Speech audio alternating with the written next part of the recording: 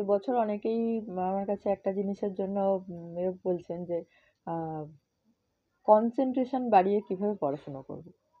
অনেক বাচ্চার মায়েরা ফোন করছেন যে আমার বাচ্চা তো প্রচণ্ড দুরন্ত, কিন্তু এবছর যা সিচুয়েশন তাতে খুব সুন্দর করে পড়াশুনো না করলে কি করে হবে। তো আগ্রহ বাড়িয়ে খুব সুন্দর করে পড়াশুনো কিভাবে করবে আমার বাচ্চা।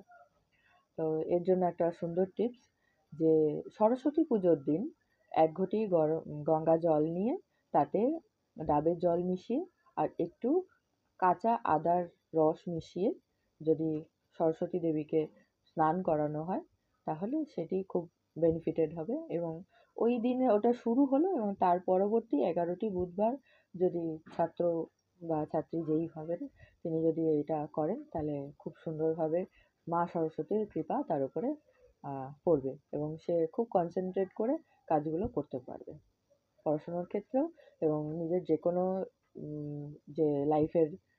অনেকে আছেন যে পড়াশোনা বাদ দিয়েও অন্য কোনো কাজ করছেন কিন্তু তার কনসেন্ট্রেশনের অভাব হচ্ছে, সেক্ষেত্রে এই মা সরস্বতীর কৃপা তার উপরে বর্ষিত হবে। জয় গুরু, জয় মা।